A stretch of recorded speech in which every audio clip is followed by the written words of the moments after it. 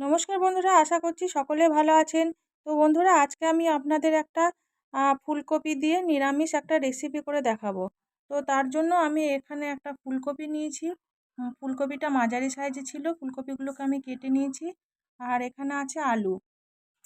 আলুগুলোকে আমি ডুমো ডুমো করে কেটে নিয়েছি।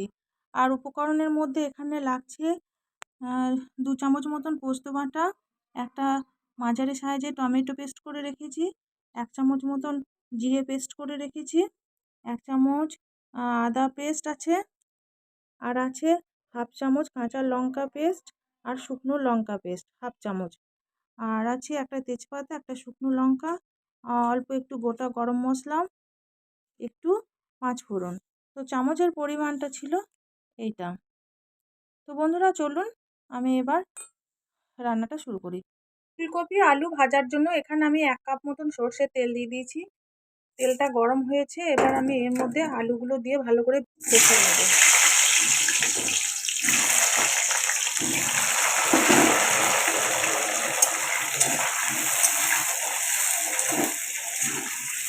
আলুগুলো আমি ভালোভাবে কষিয়ে নেব। তো দেখুন বন্ধুরা, আলুগুলো খুব সুন্দরভাবে ভাজা হয়ে গেছে। এবার আমি আলুগুলো তুলে নেব।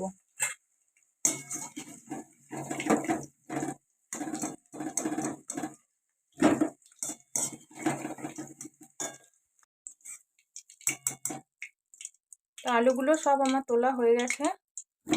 এখানে অনেকটা তেল আছে, এই তেলের মধ্যে আমি এবার ফুলকপিগুলো দিয়ে দেবো।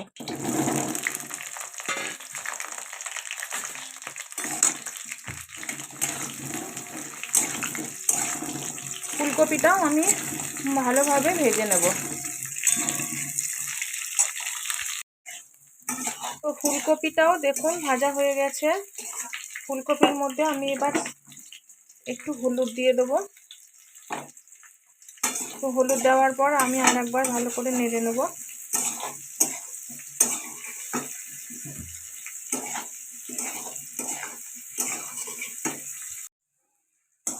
এবার ফুলকপিগুলো তুলে নিচ্ছি।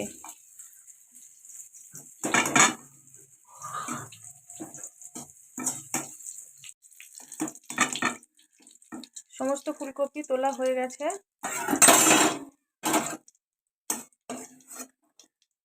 একটু তেল আছে, আর আমি এখানে 1 চামচ মতন থেকে 1.5 চামচ মতন তেল দিয়ে দিলাম। তেলের মধ্যে দিয়ে দিচ্ছি 5 ফোড়ন, তেজপাতা, শুকনো লঙ্কা, গোটা গরম মশলা।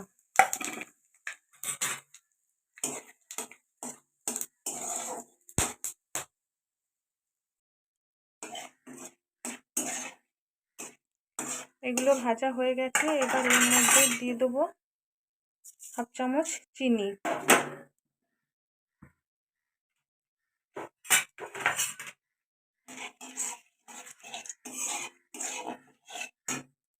এবার দিয়ে দিচ্ছি জিরের পেস্ট, আদার পেস্ট,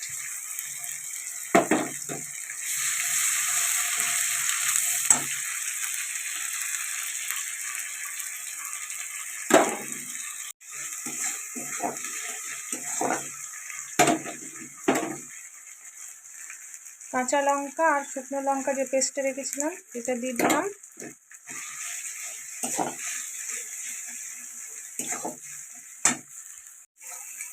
এবার দিয়ে দিচ্ছি টমেটো পেস্ট।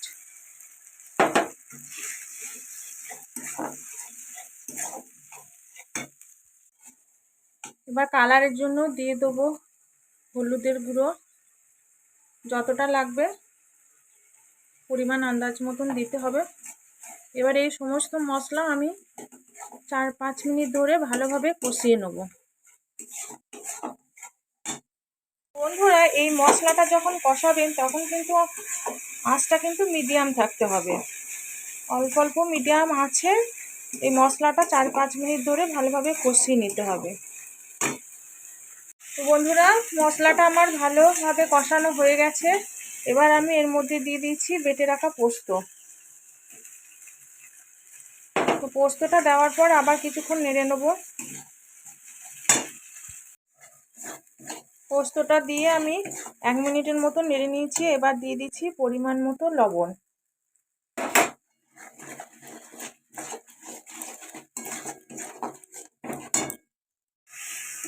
তো সমস্ত কিছু আমার ভালোভাবে কষানো হয়ে গেছে। এবার আমি দিয়ে দেবো জল।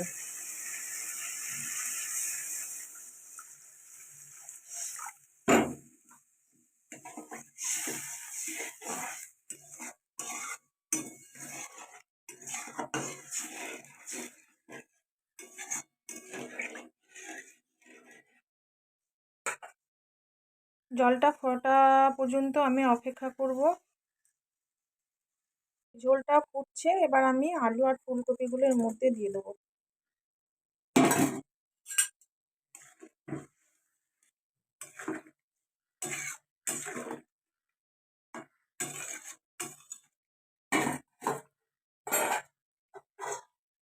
এবার আমি এটা 10 মিনিটের মতন মিডিয়াম আঁচে সিদ্ধ হতে দেব। 10 মিনিট হয়ে গেছে। এবার আমি ঢাকনাটা খুলে দেখব।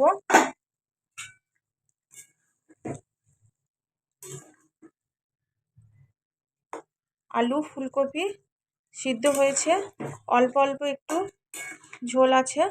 এবার আমি নামিয়ে নেব। তো নামাবার আগে আমি এখানে দিয়ে দিচ্ছি 1/2 চামচ মতন ঘি। ঘিটা জমে আছে।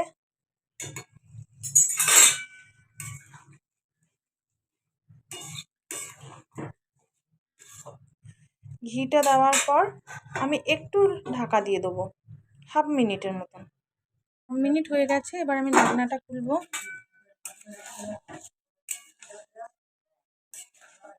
এই দেখুন বন্ধুরা, খুব সুন্দর কালার আর একটা গন্ধ বের হচ্ছে। এবার আমি তরকারিটা নামিয়ে নেব। আলু ফুলকপি দিয়ে এই নিরামিষ রেসিপিটা যদি আপনাদের ভালো লাগে অবশ্যই একটা লাইক করবেন আর কমেন্ট করে জানাবেন কেমন হয়েছে। আর আপনি যদি নতুন সদস্য হয়ে থাকেন অবশ্যই চ্যানেলটিকে সাবস্ক্রাইব করবেন।